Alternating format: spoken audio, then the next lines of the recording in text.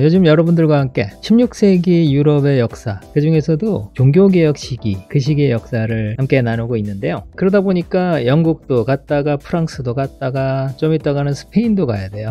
그래서 이 나라 저 나라 이렇게 둘러보고 있습니다. 지난 몇 번의 영상에서 헨리 8세 그리고 그의 종교개혁 시기에 벌어졌었던 참 많은 사건들 이런 얘기 들려드렸는데요. 그동안 미술 얘기를 너무 안 한 것 같아서 헨리 8세가 아꼈던 궁정화가 이야기를 좀 해보려고 합니다. 이 궁정화가의 그림 중에서 가장 유명한 그림 중에 하나죠. 내셔널 갤러리가 자랑하는 엄청난 작품을 한 편 소개해드릴까 하는데요. 그 그림에는 프랑스 대사들 발 아래다가 해골을 그려놨어요. 그러니까 왜 해골을 그려놨을까? 그런 궁금증과 함께 오늘 이야기를 시작해 보도록 하겠습니다. 네, 여러분 바로 이 작품입니다. 내셔널 갤러리에서 가장 많은 관람객들이 모여서 붐비는 그런 작품이 되겠고요. 한스 홀바인이라고 하는 화가가 그린 대사들이라는 작품입니다. 이 작품은 일단 크기도 크지만 이 작품 안에 그려져 있는 인물들, 그 다음에 여러 물건들이 보이죠. 이 물건들의 묘사가 그야말로 눈을 의심케 하는 정말 놀라운 묘사들이 이어집니다. 그래서 이 작품은 한참 봐야 돼요. 자, 그런 가운데 이 그림에 발 아래 해골이 있다 그러는데 해골은 도대체 어디 있나? 이제 이 그림 처음 보시는 분들은 그런 생각을 하게 되시거든요. 자, 그럼 해골도 좀 이따 찾아보기로 하고요. 일단은 이 그림과 관련된 화가 얘기도 해야 될 것 같고요. 이 그림 속의 주인공들은 또 누군지 그런 얘기도 좀 해보도록 하겠습니다. 헨리 8세 시절입니다. 여러분 헨리 8세 시절에는 영국에서 정말 빛나는 시기예요. 헨리 8세가 대단히 씩씩하고 용감한 그런 사람이기도 한데 이탈리아 르네상스에 또 대단히 매료된 사람이었다 보니까 프랑스와 일세를 의식하면서 자기도 정말 많은 돈을 풀어서 문화예술을 진흥시켰어요. 그래서 영국 왕실에서는 연극이라고 하는 장르가 정말 눈부시게 발전하게 되고요. 문학, 음악, 그 다음에 미술 등 여러 분야가 그 이전 시대와 비할 수 없이 어마어마한 수준을 보여주게 되거든요. 그 중에서 이 헨리 8세가 정말 끔찍이도 아꼈다는 그런 화가가 한 명 있어요. 그 사람이 바로 이 사람입니다. 한스 홀바인. 이 사람은 독일 아우구스부르크라는 곳에서 태어났고요. 그곳에서 화가로 자랐는데 이 사람의 실력이 알려지면서 여기저기 소문이 났고 결국 헨리 8세의 부름을 받아서 영국 왕실에서 그림을 그리게 된 거죠. 근데 이 사람의 그림은 일단 다른 화가들의 그림과는 비할 수 없이 너무나 압도적인 정밀성이 있었어요. 헨리 8세가 딱 그런 취향의 그림을 좋아했던 모양인데 헨리 8세의 모습을 제가 여러 차례 보여드린 바가 있는데 이 헨리 8세의 초상화가 굉장히 사실적이고 또 대단히 화려하다는 사실에 주목해 보신 분들 계실 거예요. 이게 바로 한스 홀바인의 솜씨입니다. 그래서 헨리 8세가 입고 있는 이런 옷들, 그 다음에 그의 몸에 붙어 있는 여러 장신구들, 그의 모자에서 털럭 하나까지 느껴지는 그 생생함이 있거든요. 이게 바로 한스 홀바인의 탁월한 기량이죠. 그 당시에 한스 홀바인이 남긴 수많은 초상화들이 있습니다. 제가 토마스 모라는 사람 이야기도 한번 해드린 바가 있는데 이 토마스 모의 초상화도 너무나 섬세하고 정밀하죠. 이것도 역시 한스 홀바인의 작품이고요. 제인 시모어의 초상은 헨리 8세의 다른 왕비들에 비해서 훨씬 정밀합니다. 또렷한 맛도 있죠. 네, 이게 바로 한스 홀바인의 스타일이라는 걸 알 수 있는데 자, 그 중에 한스 홀바인의 대표작이 바로 이 작품입니다. 이 그림이 그려진 연도는 1533년입니다. 여러분 이 시기가 저와 함께 영국 이야기 함께 들으신 분들은 얼마나 드라마틱한 해였는지 다 아실 거예요. 이 해를 기점으로 영국에서 종교개혁이 강력한 드라이브를 걸게 되거든요. 교황이 자기 이혼을 허락해 줄 것을 오매불만 기다리던 헨리 8세가 어떻게 해요? 에라 못 기다리겠다라고 하고서 아예 질러버린 거죠. 그러다 보니까 온 유럽이 난리가 났습니다. 종교개혁의 들불이 막 퍼지고 있는 가운데 영국마저도 신교도로 전환하게 되면은 로마 가톨릭의 경우에는 정말 치명적인 상황이 되겠죠. 그러다 보니까 프랑스의 두 젊은이입니다. 이 두 사람은 겨우 20대입니다. 당시에는 20대 사람들도 국가적인 대사라든가 전 유럽에 걸친 정말 중요한 일에 대해서 임무를 띠고서 다른 나라로 왔다 갔다 하고 그랬나 봐요. 자, 그래서 이제 이 두 사람이 로마 교황청과 영국 왕실 사이에 커뮤니케이션을 담당하는 대사의 역할을 수행했던 겁니다. 그러니까 이 사안의 중요성에 비춰볼 때 이들이 얼마나 인정받고 있는 사람인지는 감이 오시죠. 재능이 있고 대단히 영민한 그런 젊은이 둘이 파견된 거예요. 자, 그런데 이 일이 이 두 사람이 아무리 영민하고 똑똑하다고 해도 해결될 수 있는 문제인가요? 해결될 수 없는 문제인가요? 그럼 이거는 해결되기가 정말 어려운 그런 문제겠죠. 양측의 입장이 이미 대립할 대로 대립하다가 파국이 돼버린 상황이거든요. 그래서 이 두 사람이 영국에 와가지고 나름 열심히 노력은 해봤지만 교황의 입장에 부합하는 결과를 만들어내기가 어려웠다고 봐야 되겠죠. 그러다 보니까 체류 기간도 좀 길어지고 그러던 중에 근데 또 교황의 명을 받고 온 이런 대사들을 소홀히 할 수는 없겠죠. 그래서 이들은 극진한 대접을 받았다고는 하는데 일단 이 그림 속에 등장하는 사람들 한번 볼게요. 왼쪽에 있는 사람이 샹 드 댕뜨빌이라고 해서 이 사람은 프랑스의 매우 지체 높은 집안의 자제고요. 영주입니다. 영주. 그래서 이 사람이 아무래도 이 미션을 받고 온 주 대사겠죠. 그리고 부대사로는 옆에 사제복을 입고 있는 조르주 드 셀브예요. 근데 이 사람도 굉장히 지체 높은 집안의 자제고 교회에 투신해가지고 이제 사제가 됐는데 나중에 주교로 유명해져요. 그런데 지금 이 그림이 그려지던 해에는 아직 주교가 되지 않았기 때문에 지금은 사제복을 입고 있습니다. 당시의 나이가 샹드 댕뜨빌이 29살, 그 다음에 조르주 드 셀브가 25살이라고 해요. 한스 홀바인은 이 그림에 정말 정밀한 그런 묘사를 많이 했는데 여러분 이 두 인물의 수염도 한번 보시면 기가 막히고요. 그 다음에 왼쪽에 있는 샹드 댕뜨빌의 옷에 이제 걸쳐있는 모피 같은 거 한번 보세요. 그야말로 감탄이 절로 나오죠. 자, 어쨌든 이 두 사람 간단하게 소개해 드렸고요. 그러면 이제 이 그림은 어떻게 해서 그려졌냐라고 생각을 해볼 때 많은 학자들이 앤 불린이 이 샹드 댕뜨빌에게 선물로 준 것이다 그렇게 생각을 하고 있습니다. 자, 여러분 그런데 앤 불린 입장에서는 이 대사들이 당연히 마음이 편하지 않겠죠. 뭐냐면은 이 대사들은 로마 교황청의 입장을 전하러 온 거 아니겠어요? 그러면서 어느 정도 딜을 해가야 되는데 그때 로마 교황청의 입장은 앤 불린과의 결혼은 무효다라는 거예요. 그리고 다시 이 결혼을 취소하고 캐서린 왕비를 복위시켜라 이런 얘기를 아주 중요한 얘기로 다뤄야 되는데 그러다 보니까 이 앤 불린 입장에서는 이 대사들의 이야기를 들어줄 수는 없는 거고 그렇다고 해서 이 대사들의 기분을 망치거나 이들을 함부로 대할 수는 없는 거죠. 그러다 보니까 이 앤 불린이 이들의 비위도 맞춰주면서 나름 자기 딴에는 선심공세를 했다라고 할 수 있는 거예요. 그래서 궁정화가인 한스 홀바인에게 선물을 하나 이들에게 드려야 되겠다라고 하면서 이들을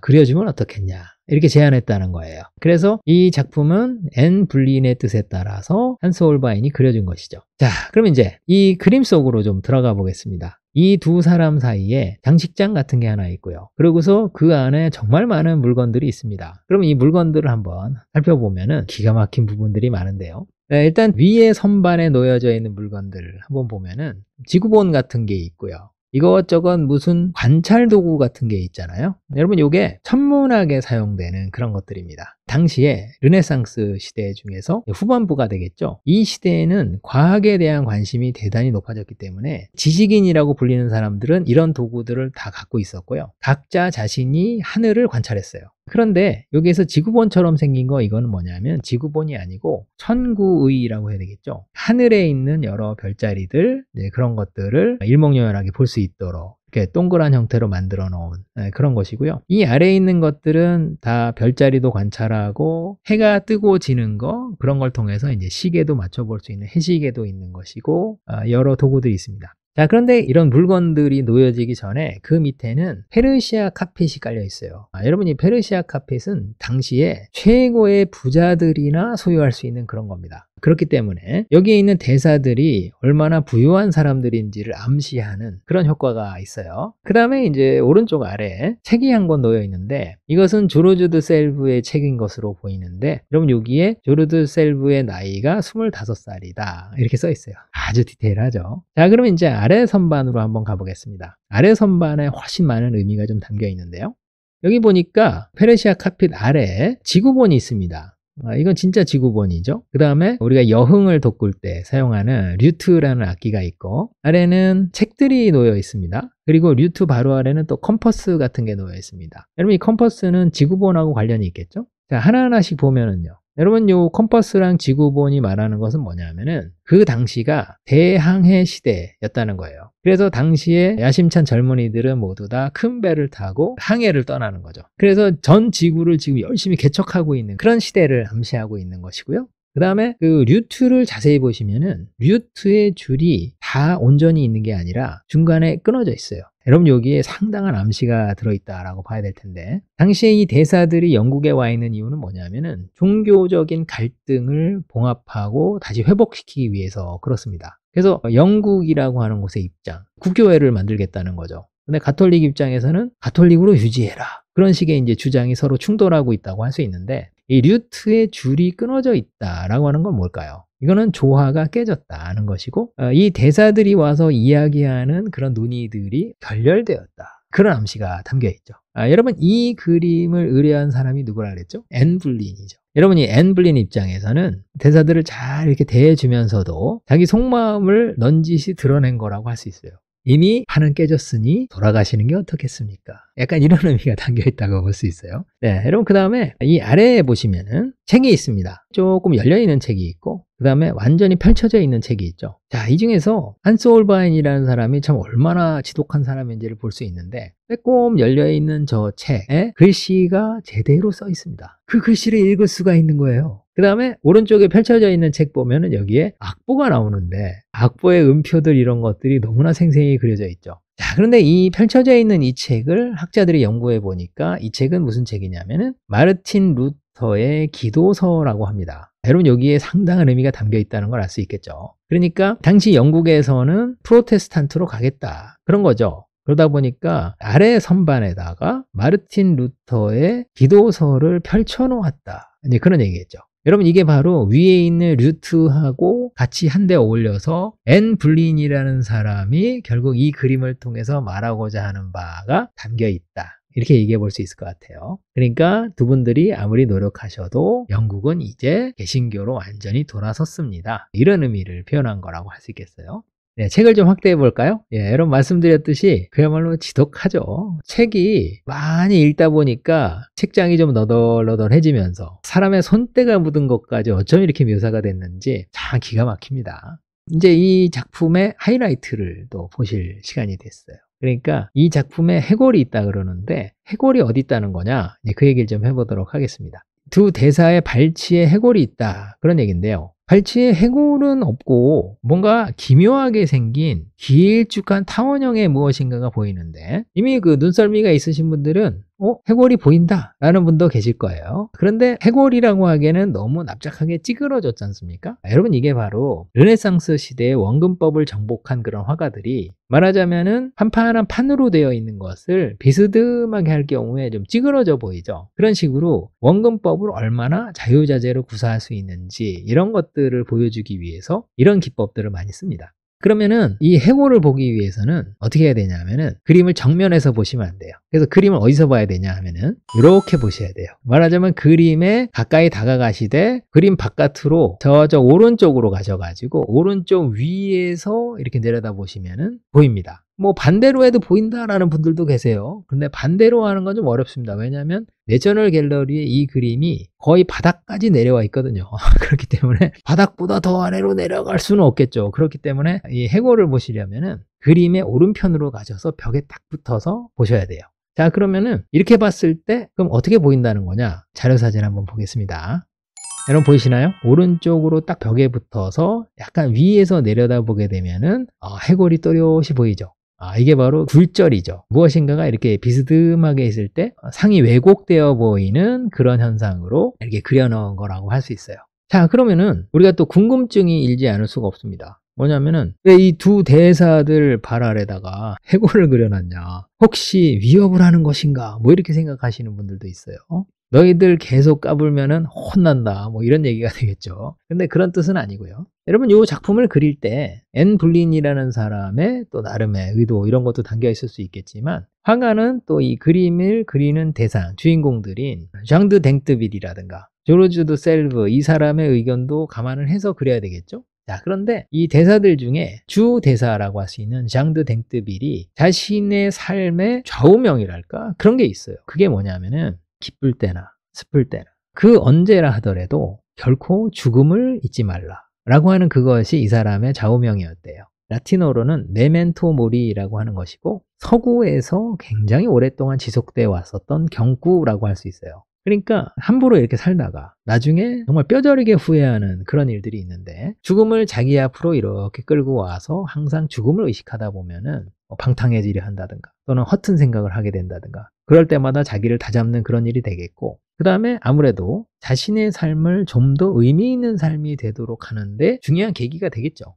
그래서 이제 장드 댕뜨빌은 메멘토 모리, 죽음을 늘 생각하라 라고 하는 좌우명을 갖고 있었고, 화가에게 이 좌우명을 그려달라, 그렇게 얘기한 것 같아요. 이게 이제 좀 명확해지는 게 뭐냐면은, 장드 댕뜨빌이라고 하는 그 대사의 머리 위에 모자가 쓰여져 있는데, 여러분 그 아쉽게도 자세히 보이진 않아요. 아무리 확대해도 자세히 보이진 않는데, 이 사람 머리에 보면은 모자에 금속으로 되어 있는 장식이 붙어 있거든요. 이게 동그란 모습으로 지금 오른편에 지금 보이는데, 여러분 그거를 자세히 보시면은 약간 이것도 왜곡된 형상으로 약간 찌그러져 보이긴 합니다만은 여기에 해골이 그려져 있습니다. 그러니까 이 사람은 자신의 좌우명을 여기저기 붙이고 다닌 거예요. 그런 사람이라고 할 수 있겠고요. 자, 그래서 이제 결국 이 그림에 굉장히 찌그러진 형태로, 말하자면 숨겨둔 것처럼 해골을 그려놓은 이유가 무엇인지 그 이유가 밝혀진 그런 순간이라고 할 수 있는데요. 자, 근데 이 그림의 구성이라는 것이 상당히 절묘한 면이 있습니다. 뭐냐면은 이 두 대사들 사이에 위의 선반에는 하늘을 관측하는 전문 기계들이 있죠. 아래 선반에는 뭐가 있습니까? 이 지상에서의 일이 여기저기 상징적으로 나열이 되어 있는 거예요. 지구본도 있고,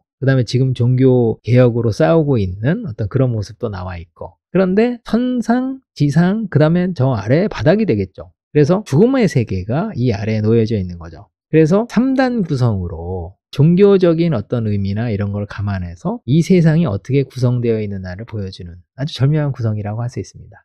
한스 홀바인의 대사들, 여러분 어떠세요? 이 작품에 담겨있는 몇 가지만 살펴봤는데도 이 작품을 직접 내셔널 갤러리에서 만나고 싶다, 그런 생각 드시죠? 그리고 헨리 8세의 궁정에서 이런 미술과 관련한 한 편의 작품에 불과한데도 여기에 인문학적인 당시 시대 상황에 대한 정말 많은 이야기가 담겨 있다는 것을 알게 되셨을 거예요. 자, 이게 바로 이제 그림을 보는 재미라고도 할 수 있는 거거든요. 그래서 이제 우리가 당시 영국에서 그려진 최고의 걸작 중에 하나죠. 이 대사들 살펴봤고요. 자, 그런데 제가 시간 관계상 정말 핵심되는 거 몇 가지만 전해드린 점이 정말 아쉬워요. 그래서 여러분께서 혹시 이 그림 속에 숨겨져 있는 수많은 비밀 중에서 혹시 알고 계신 게 있으시다면은 아래 댓글에 함께 공유해 주시면은 정말 감사한 그런 일이 될 것 같습니다.